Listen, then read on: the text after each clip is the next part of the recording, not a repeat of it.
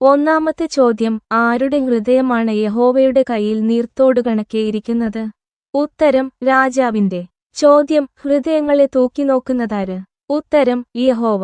ചോദ്യം, എന്ത് പ്രവർത്തിക്കുന്നതാണ് യഹോവയ്ക്കു ഹനനയാഗത്തെക്കാൾ ഇഷ്ടമായത്? ഉത്തരം, നീതിയും ന്യായവും. ചോദ്യം, ആരുടെ വിചാരങ്ങളാണ് സമൃദ്ധിഹേതുകങ്ങൾ ആകുന്നത്? ഉത്തരം, ഉത്സാഹിയുടെ. ചോദ്യം, കള്ളനാവുകൊണ്ടു ധനം സമ്പാദിക്കുന്നത് എന്തുപോലെ ആകുന്നു? ഉത്തരം, പാറിപ്പോകുന്ന ആവി. ചോദ്യം, ആരുടെ പ്രവൃത്തിയാണ് ചൊവ്വുള്ളത്?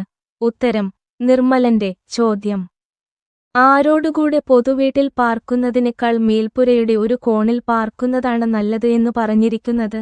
ഉത്തരം, ഷൺകൂടുന്ന സ്ത്രീയോടുകൂടെ. ചോദ്യം, ജ്ഞാനിയെ ഉപദേശിച്ചാൽ അവൻ പ്രാപിക്കുന്നതെന്ത്? ഉത്തരം, പരിജ്ഞാനം. ചോദ്യം, ആരുടെ നിലവിളിക്കു ചെവി പൊത്തിക്കളയുന്നവന്റെ വിളിച്ചപേക്ഷക്കാണ് ദൈവം ഉത്തരം നൽകാതിരിക്കുന്നത്? ഉത്തരം, എളിയവന്റെ. ചോദ്യം, രഹസ്യത്തിൽ ചെയ്യുന്ന ദാനം എന്തിനെ ശമിപ്പിക്കുന്നു? ഉത്തരം, കോപത്തെ. ചോദ്യം, മടിയിൽ കൊണ്ടുവരുന്ന സമ്മാനം എന്തിനെ ശമിപ്പിക്കുന്നു? ഉത്തരം, ഉഗ്രകോപത്തെ. ചോദ്യം, ന്യായം പ്രവർത്തിക്കുന്നതു ആർക്കാണ് സന്തോഷമായിരിക്കുന്നത്? ഉത്തരം, നീതിമാന്. ചോദ്യം, എന്തു വിട്ടു നടക്കുന്നവനാണ് മൃതന്മാരുടെ കൂട്ടത്തിൽ വിശ്രമിക്കുന്നത്? ഉത്തരം, വിവേകമാർഗം. ചോദ്യം, ഉല്ലാസപ്രിയൻ ആരായിത്തീരും? ഉത്തരം, ദരിദ്രൻ. ചോദ്യം, എന്തു പ്രിയപ്പെടുന്നവനാണ് ധനവാനാകാത്തത്? ഉത്തരം, വീഞ്ഞും തൈലവും. ചോദ്യം, ഷണ്ഡയും ദ്വശീലവുമുള്ള സ്ത്രീയോടുകൂടെ പാർക്കുന്നതിലും എവിടെ പോയി പാർക്കുന്നതാണ് നല്ലത് എന്നു പറഞ്ഞിരിക്കുന്നത്? ഉത്തരം, നിർജ്ജന പ്രദേശത്തോ.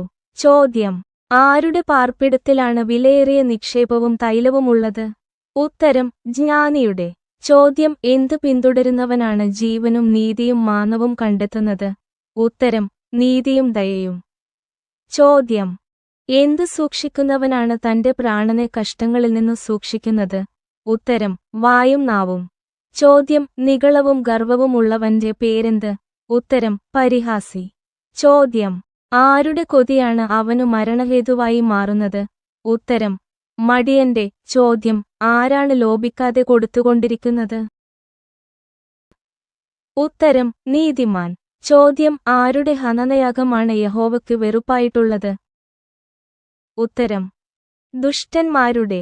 ചോദ്യം, ആരാണ് നശിച്ചുപോകുന്നത്? ഉത്തരം, കള്ളസാക്ഷി. 25-ാമത്തെ അവസാന ചോദ്യം, എന്ത് ചുമക്കുന്നവന്റെ വഴിയാണ് വളഞ്ഞിരിക്കുന്നത്? ഉത്തരം, അകൃത്യഭാരം.